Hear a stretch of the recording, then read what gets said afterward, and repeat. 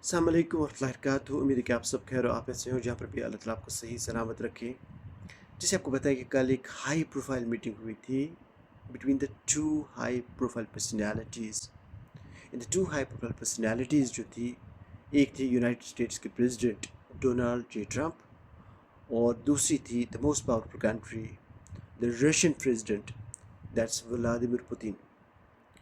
आपको पता है कि ये एक हाई प्रोफाइल मीटिंग थी और इंटरनेशनल मीडिया उसको रिगोरसली कवर कर रहा था। और जो मेन क्रक्स इस मीटिंग के थे, जो कि कल अलास्का में हुई 15 अगस्त 2025 को, वो था जो यूक्रेन और रशिया के दरमियान फुल स्केल वॉर स्टार्ट हुआ था 2022 में। As you are aware that the Russia has launched a full scale war against Ukraine in 2022। अच्छा, इस मीटिंग के जो क्रैक्स थे, क्या वो मीटिंग जो है वो सारा अचीव कर पाई जिसके लिए इस मीटिंग को प्लान किया गया था? वो सीज़ फायर, वो एग्रीमेंट्स, वो डिसएग्रीमेंट्स पे जो डिस्कशन हुई थी, और जो भी इसके गोल्स थे इस मीटिंग के, तो ऐसा लग रहा था कि जो मीटिंग जब ख़त्म हुई और जब दोनों लीडर्स इंटरनेशनल प्रेस को, इंटरनेशनल मीडिया को एड्रेस कर रहे थे, and there was a huge chaos and confusion during that address to the international media. Donald J Trump ने उसके बाद, मीटिंग के बाद, ये कहा कि the owners of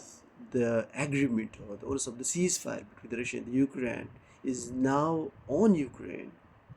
and they have to cede some territory to the Russia if they have to achieve the agreement. अब उसमें क्या रिएक्शन आता है यूरोपियन यूनियंस का, जो एलाइज है यूक्रेन के, that's something that we need to watch in the future, और in the coming days we could see that reactions. और जो ज़ेलेंस्की है, प्रेसिडेंट ऑफ द यूक्रेन, क्या वो इन टर्म्स कंडीशंस को एग्री कर पाएंगे? फ़िलहाल जो हमें लग रहा है कि कहीं ना कहीं जो डोनाल्ड जे ट्रम्प बता रहे थे कि there is a lot of progress that's been made between two leaders, and they were talking about the next round of the talks in Moscow on the request of the president of the Russian Federation, that's Vladimir Putin. तो ये पहले round के talks की अगर हम बातें करें, तो यूनाइटेड स्टेट्स ऑफ अमेरिका ने जो पॉइंट्स उनके सामने रखी, क्या रशिया ने इन सब को एग्री किया, या जो रशिया की तरफ से टर्म्स एंड कंडीशंस थी, जो पॉइंट्स उन लोगों ने रेज़ किए, क्या वो सारे पॉइंट्स जो है उन पे यूरोपियन यूनियन या यूक्रेन एग्री करेगा? I think Donald J Trump जो है, he is going to actively now engage, and he has almost an hour, 1 hour call with Zelensky, who is the president of the Ukraine, about the terms and discussions which took place between the Russia and the United States in this high-profile meeting. अब आगे हमें देखना पड़ेगा और देखना होगा कि जो सेकंड राउंड, थर्ड राउंड उसका होगा, उसमें क्या प्रोग्रेस अचीव की जाएगी। आपको ये भी पता होगा कि डोनाल्ड ट्रम्प ने मल्टीपल ओकेजन्स पे ये कहा कि if he were the president of the United States when the full scale war was launched by the Russia on the Ukraine, it would never have happened. और ये भी आपको पता है कि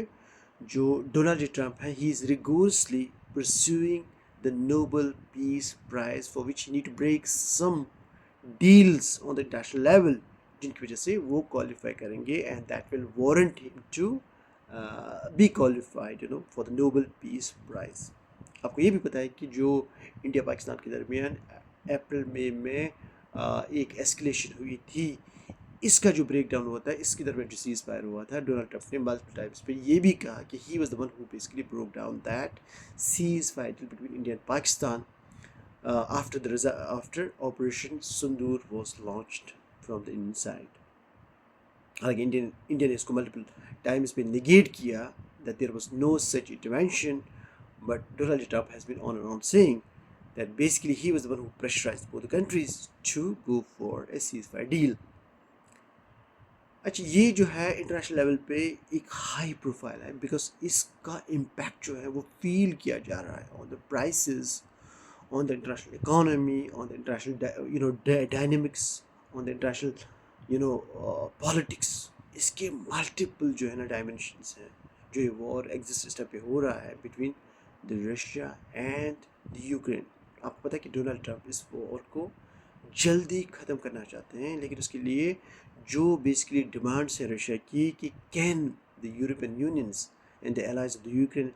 बेसिकली वो उनको एग्री कर पाएंगे, will they buckle down before those demands,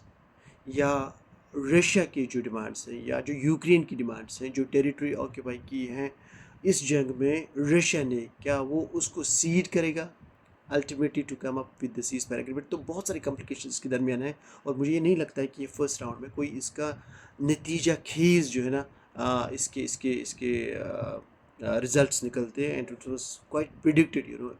by all those think tankers, all those international experts who knows who have a knowledge about the international affairs basically, and we are not expecting a breakthrough. But all we need to understand is that in the next couple of rounds, it's believed जो Donald Trump है वो actively अब engage करेगा Zelensky को, इसको Washington बुलाएगा, वहाँ इनको brief करेगा, जो भी टर्म्स कंडीशंस है रशिया की तरफ से वो उनको बताएगा, उनको साइन करवाएगा, and I think Ukraine has to cede some territory that's been occupied by Russia in this ongoing,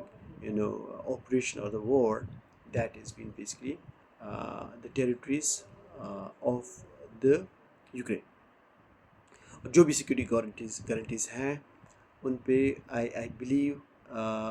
दोनों तरफ से रेज की गई security concerns that if Ukraine is going to become the part of the NATO, then Russia is going to veto or not veto, and that's something that we need to also understand, because this was the main the reason जिसकी वजह से दो countries के दरमियान वो war break हुआ था, जहाँ पर रशिया वीटो कर रहा था basically, and that was not allowing Ukraine to become the part of NATO, as it endangers its basically security, its integrity, its at the national level. तो इन सारे मुद्दों पे अभी आगे चर्चा हो जाएगी, इनके इनके इनके दरमियान और एनालिसिस की ज़रूरत है, इनको इन डेप्थ अंडरस्टैंड करने की चाहिए, क्योंकि इनके डायनेमिक्स हैं, उनके इफ़ेक्ट्स हैं, उन पे पूरी दुनिया जो है ना इसके इम्पैक्ट्स को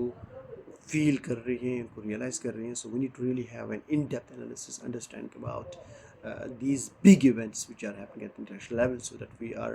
aware about those, and we can we can take our actions, plan our things accordingly, the way the trends are basically happening at the international level. We will see you next time. Assalamu alaikum warahmatullahi wabarakatuh.